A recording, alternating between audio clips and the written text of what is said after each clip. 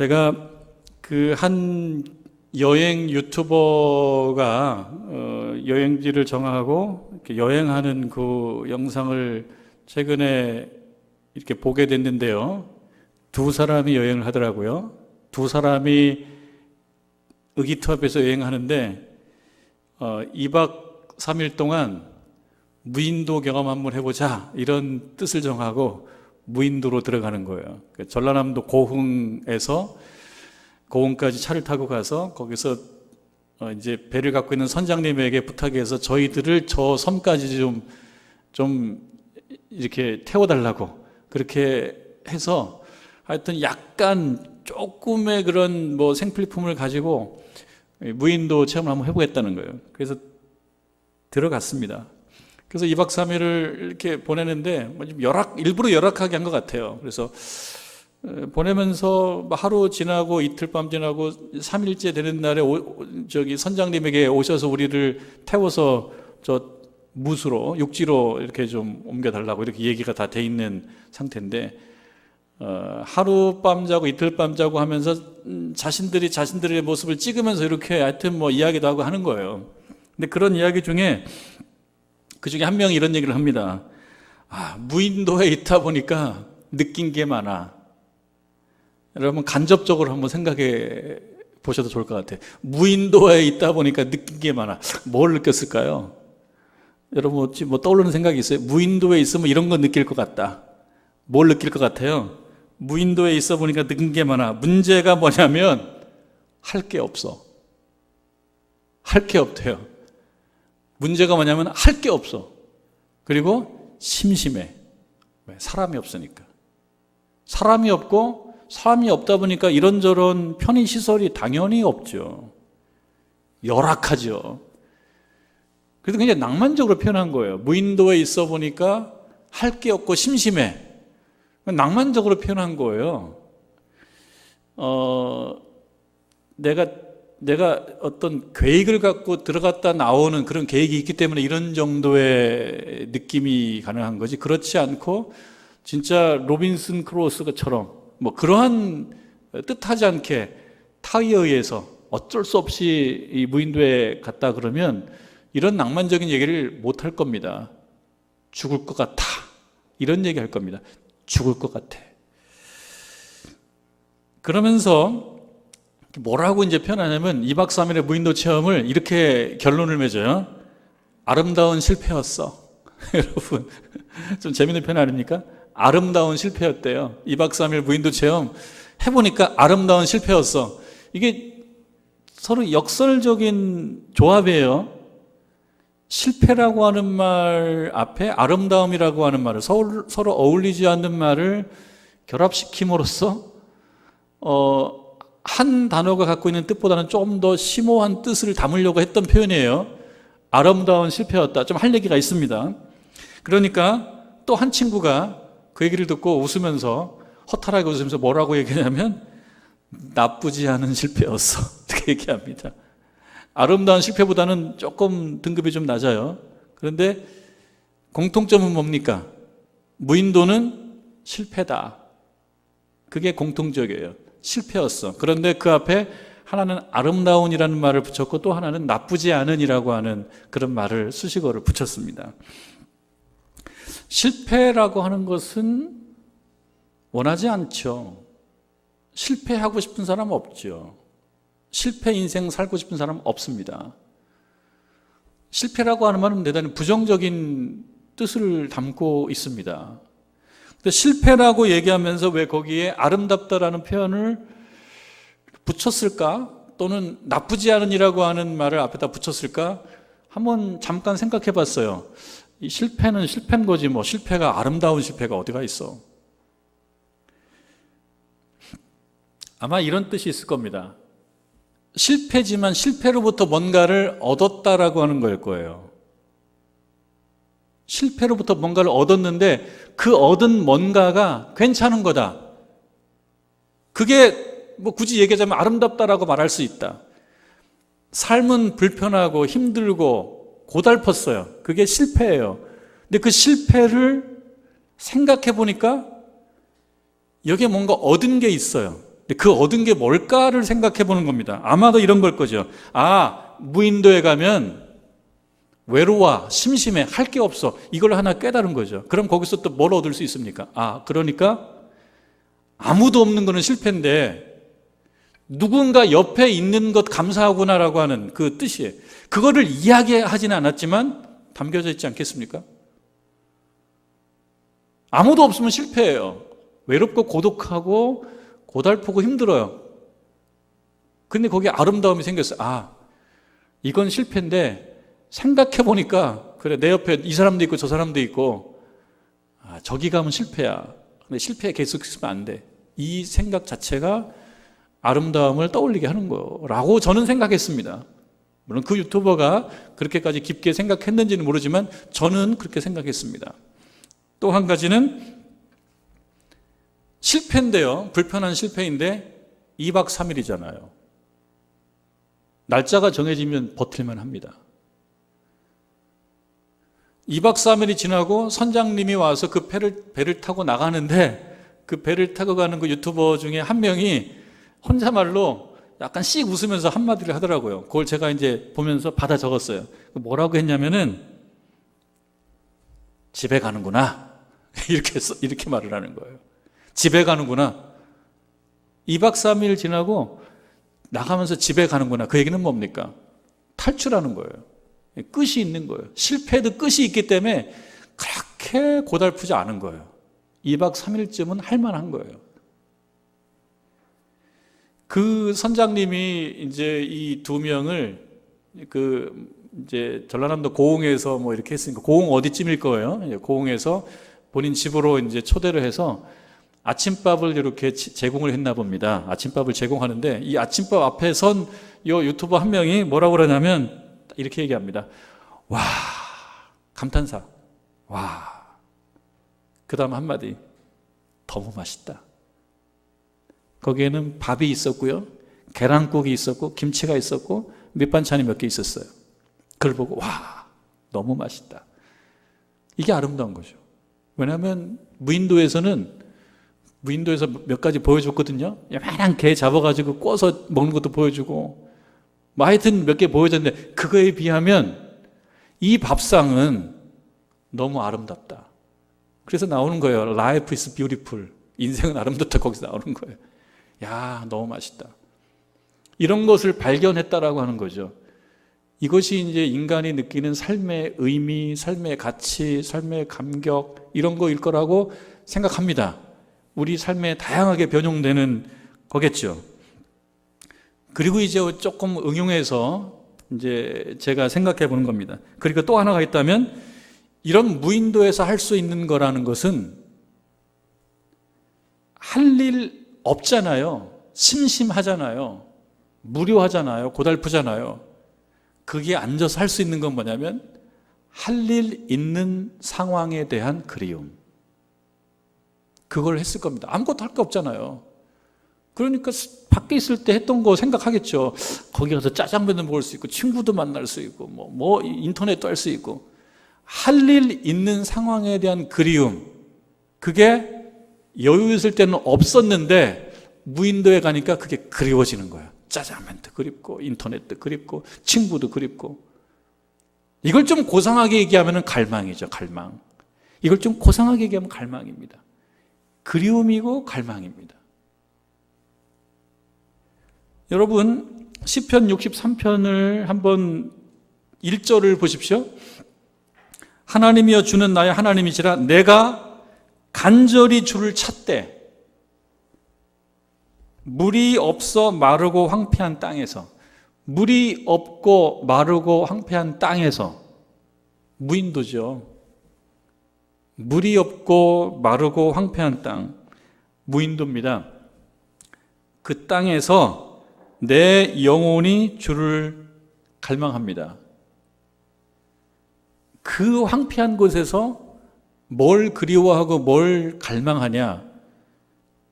주를 갈망한다는 것입니다. 비슷하면서 다르죠.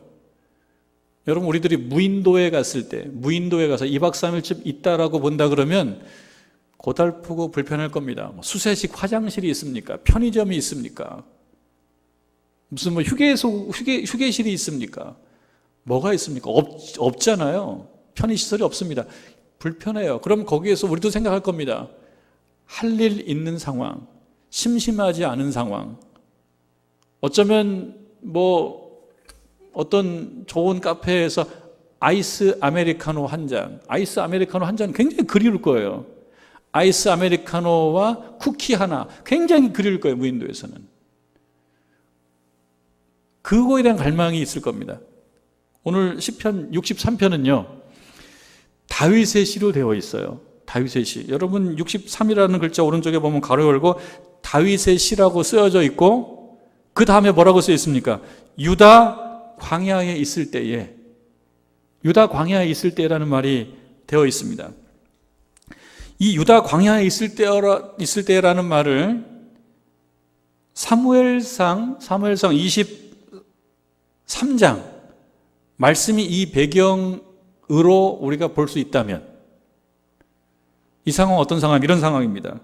사무엘상 23장 14절에는 이렇게 되어 있습니다. 다윗이 광야의 요새에도 있었고, 다윗이 광야에도 있었어요. 광야에 무슨 무인도 2박 3일 체험하러 광야를 갔습니까? 다윗이? 여러분 아시잖아요. 다윗이 광야를 갈 수밖에 없었던 그 사연을 우리 수요 기도회 때 사무엘서 공부하면서 많이 배웠지 않습니까? 다윗이 광야를 방황하고 유리하고 할 수밖에 없었던 이유는 뭡니까? 죽을까 봐.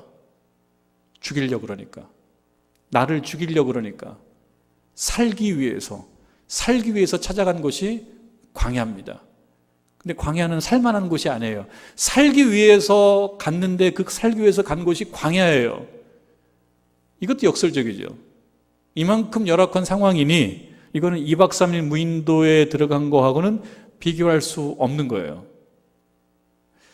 다윗이 광야의 요새에 있었고 또 광야 산골에도 머물렀으므로, 그러니까 광야에 있고 광야에 머물렀으므로 사울이 매일 찾대. 사울이 다윗을 왜 찾았어요?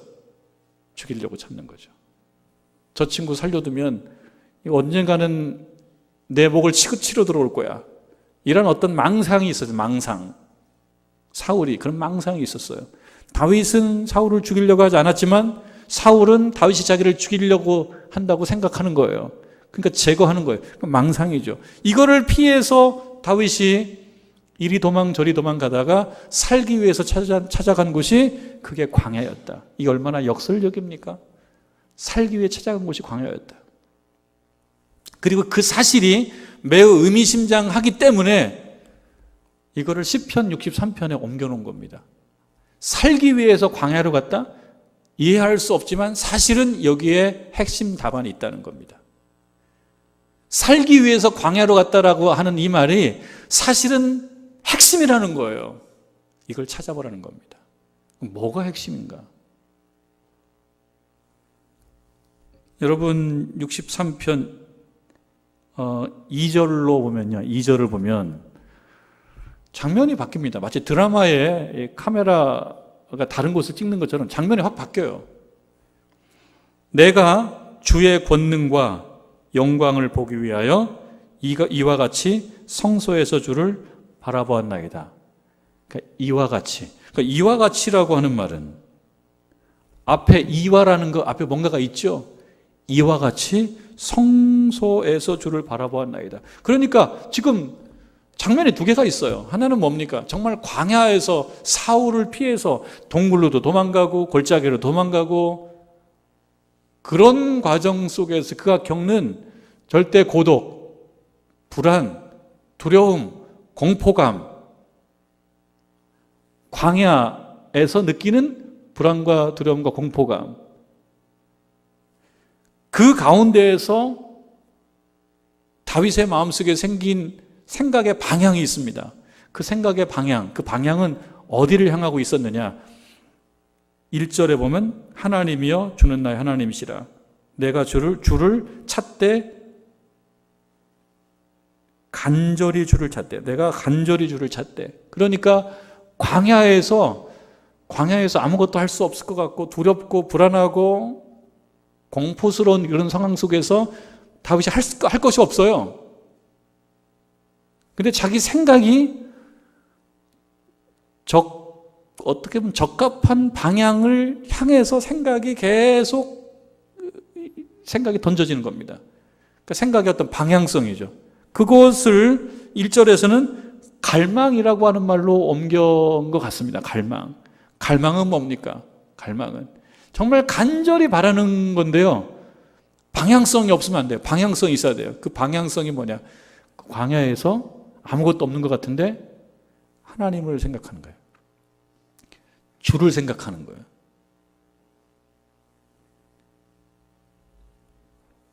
근데 2절로 오면요, 그 광야가 무엇으로 바뀌냐면 성소로 바뀝니다. 성소에서 주를 바라보았나이다.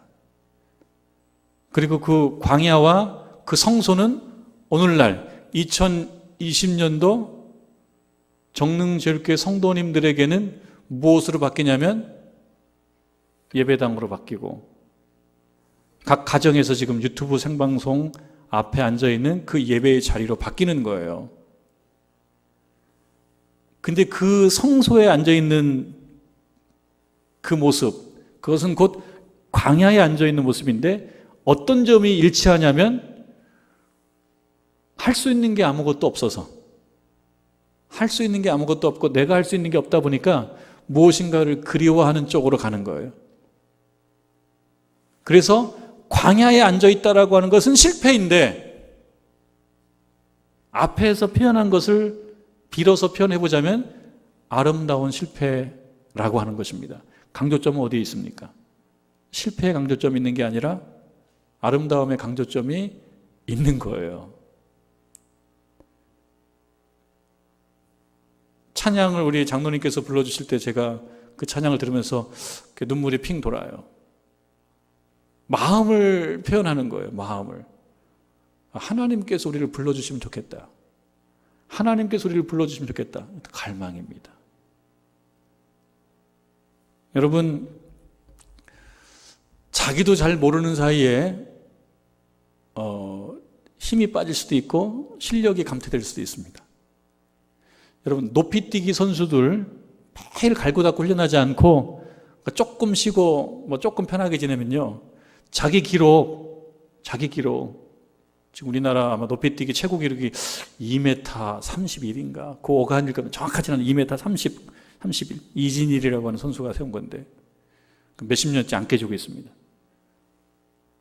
조금 쉬면 내가 할 수 있을 것 같은데 가서 뛰어보면 뛸 수가 없어요. 10cm를 못 뛰고 20cm를 못 뛰는 거예요. 여러분, 100m 지금 우리나라 100m 기록은 김구격이라는 선수가 갖고 있어요.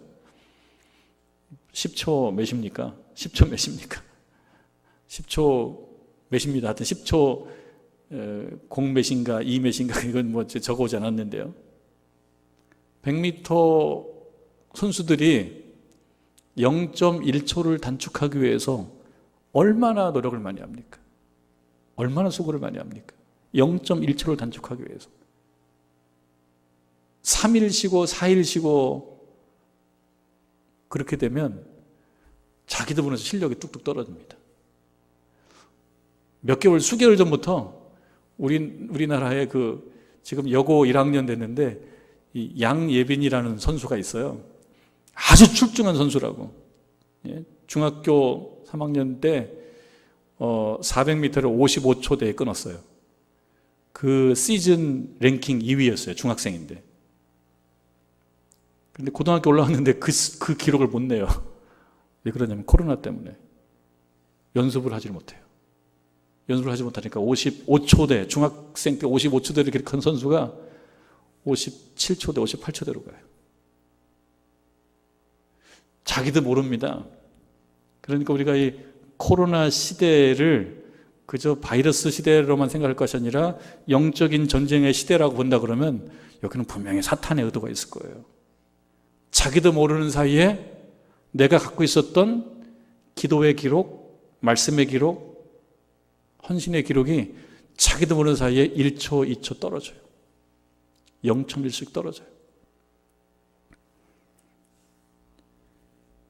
그런 거에 비춰볼 때 지금 이 다윗은 본인이 광야를 걸어가면서 아무것도 할 수 없다고 생각하는 그 모습에서 방향성을 찾습니다. 그냥 자포자기하고 무너지고 마는 게 아니라 여기서 오히려 빛나게 하나님을 찾습니다. 그래서 이 광야는 역설이 되는 거예요. 광야라고 하는 말 속에는 여러 가지 의미가 담겨져 있어요. 광야는 힘들고 고독하고 고달픈 사막인데요. 이게 문학적으로 신학적으로 오게 되면 광야는 하나님을 만날 수 있는 곳. 하나님을 다 만나는 건 아니에요. 하나님을 만나는데 광야만 가면 다 만난다 그러면요, 다 광야가죠. 다 할 수 있는 게 아니에요. 갈망이라고 하는 어떤 내적인 자기의 어떤 노력, 방향, 이거를 못 찾아내면 아무리 광야라고 하더라도 하나님을 만날 수가 없어요. 문제를 해결받을 수가 없어요. 상황이 힘들고 어려울 때 하나님을 만나는 사람도 있지만 상황이 어렵고 힘들어서 하나님을 오히려 떠나는 사람들도 있어요. 극단적일 수도 있어요. 거기에 이 다윗은 광야에서 간절히 주를 찾되 물이 없어 마르고 황폐한 땅에서 내 영혼이 주를 갈망하며 내 육체가 주를 앙모한다. 힘들어서 더 하나님을 생각한다는 거예요. 힘들어서 더 하나님을 생각한다. 그러기에 다윗에게 있어서 이 광야는 하나님의 벌이 아니고 사랑하시는 그 하나님의 다윗을 향한 열심이라고도 볼 수가 있습니다. 이런 과정을 겪어서 다윗은 훌륭한 다윗이 되는 거죠. 이런 과정을 겪어서 그렇게 되는 것입니다. 내가 주의 권능과 영광을 보기 위하여 이와 같이 성소에서 주를 바라봤는데 주의 권능과 영광을 만나게 되는 거죠, 다윗이. 그래서 3절로 가면은요, 이 찬양 가사잖아요. 찬양 가사인데요. 찬양 가사인데 그냥 불렀을 수도 있어요. 한번 생각해 보십시다. 이 찬양 가사가 어떻게 해서 남았는 건지. 주의 인자하심이 생명보다 나음으로. 주의 인자하심이 생명보다 나음으로. 이거 여러분 사실은 굉장히 충격적인 고백입니다. 생명보다 난 것이 있어요, 여러분? 생명보다 낫다니요. 살기 위해서 하는 거지, 내가 살기 위해서, 내 삶을 위해서 하는 거지, 이거보다 더 중요한 게 어디가 있어요? 내 문제를 해결받는 것이 더 중요한 거지, 내가 갖고 있는 문제를 해결받는 게 더 중요한 거지, 이거보다 더 중요한 게 어디가 있어요? 근데 이 3절 말씀 보면 이게 충격적인 거예요. 이런 고백을 하는 거예요. 주의 인자하심이 생명보다 나음으로. 그러니까 생명보다 뭐가 더 낫냐? 주의 인자하심이 훨씬 더 크다는 거예요. 충격적인 거죠. 충격적인 거죠. 이거를 다르게 얘기한다 그러면 경탄이라고 말할 수 있을 겁니다. 내 생명보다 소중한 것은 없고 내 문제를 해결받는 것보다 중요한 건 없어요. 그래서 내가 예수 믿는 것도 이 문제를 해결받기 위함이다. 틀린 말 아닙니다. 우리 기도 제목이 있습니다. 하나님께 나올 때 이 문제를 하나님이 해결해 주셔야 됩니다라고 하는 그 기도 제목이 있어요. 이게 중요해요. 근데 이거보다 더 중요한 게 뭐냐? 다윗이 발견한 겁니다. 뭘 발견했냐면 주의 인자하심. 주의 인자하심을 보니까 모든 게 녹아지는 거예요. 모든 게 녹아지는 거예요. 왜 사람들이 비행기 값 쓰고 시간 투자하고 물질 투자해서 왜 알프스를 가고 왜 시베리아의 바이카를 가고 왜 로키를 가고 왜 그랜드 캐년을 가고 왜 돈 많이 투자하고 시간 내고 비행기 타고 왜 가겠습니까? 거기에 가면 뭐가 있어요? 경탄이 있습니다. 와가 있어요. 그럼 경탄이 있어요. 그럼 그 경탄을 얻기 위해서 그만큼 투자하는 거예요. 그만큼 투자해서 내가 경험한 그 경탄은 나에게 뭘 주기 때문에, 삶의 최고의 가치를 준다라고 생각하기 때문에 거기를 찾아가는 겁니다.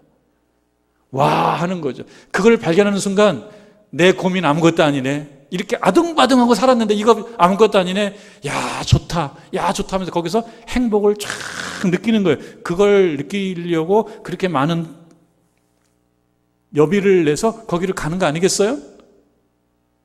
근데 여러분 2절 말씀에 보면 3절에 보면 주의 인자하심이 생명보다 낫다. 그래서 뭐 하겠다는 겁니까? 내 입술이 주를 찬양한다.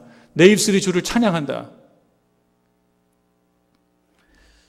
여러분 우리 찬송가 79장 보면 주님의 높고 위대하심을 내 영혼이 찬양하네. 주님의 높고 위대하심을 내 영혼이 찬양해요? 얼마나 행복하다는 거예요. 알프스보다 더 멋지고 바이칼보다 더 광활하고 그거를 바라보니까 이건 생명보다도 더 훌륭하다. 생명보다도. 아유, 죽어도 여한이 없네. 그 얘기가 나오는 거죠. 그러니까 이게 뭡니까? 이것이 행복인 거죠. 문제가 해결되는 것도 행복한 거지만 다윗은 뭘 생각한 겁니까? 감탄, 경탄. 그런데 여러분 5절을 보면 골수와 기름진 것을 먹음과 같이, 그러니까 이거밖에 없어요. 이 다윗은 경험이 이거밖에 없어요. 지금으로 얘기하면은 아마 더 훌륭한 게 있을 텐데 겨우 요 정도 표현했어요. 골수와 기름진 것을 먹음과 같이 나의 영혼이 만족할 것이야. 그러니까 지금 이 다윗이 지금 뭘 얘기해? 나 지금 내 영혼이 너무 만족해. 내 영혼이 너무 만족해서 내 영혼이 찬양 안에 막 너무 기뻐서 찬양을 부르는데 이것을 겨우 표현한 것이 뭐냐면 소고기 먹은 걸로 표현하는 거예요. 이거로밖에 표현 못해요. 지금 이 다윗이 골수와 기름진 것을 먹은 게 아니에요. 이것처럼 기쁘다. 이 얘기는 뭡니까? 이게 골수와 기름진 것이 중요하다는 것이 아니라 지금 내 마음을 더 잘 표현하고 싶은데 좀 이 기름진 고기로 표현한 거죠. 그러니까 이 얘기는 뭡니까? 신자들이 어려운 경험 많이 겪습니다. 눈물 나는 일도 많습니다. 광야에 앉아 있다고 느껴질 때도 많습니다. 혼자서 그냥 눈물 주룩주룩 흘릴 때도 많습니다. 힘들 때 많습니다. 그 무인도에 있는 겁니다. 광야에 있는 겁니다. 근데 이 말씀이 힌트를 줍니다. 거기에서 주를 찾아라. 성소에서 주를 찾아라. 물이 없어 마르고 황폐한 땅에서 여러분들이 영원히 주를 찾기를 바랍니다. 그리고 주의 권능과 영광을 마침내 발견한다면 거기에 뭐가 경험되냐면 경탄, 찬양이 경험되는 거죠. 찬양이 나오는 인생만큼 행복한 사람이 어디가 있겠어요? 행복하다는 뜻인 거예요. 여러 가지 많이 소유하고 많이 갖고 뭐 경험하고 해도 거기에 찬양이 없으면, 경탄이 없으면 행복한 건 아니에요. 그러나 비록 골수와 기름진 것이 지금 당장 없어도 내 영혼이 그렇게 표현할 만큼 놀라운 걸 발견했다 그러면 그 인생은 매우 행복한 거고 아름다운 실패가 아니라 아름다운 성공이라고 말할 수 있을 것입니다. 여러분 2020년도에 여러 가지 어려움들을 겪으면서 살아가시는 우리 정동길교 성도 여러분, 여러분들이 앉아있는 그곳이 하나님을 찾고 갈망하고 간절히 구하는 그런 광야와 성소가 되시기를 주님의 이름으로 축원합니다.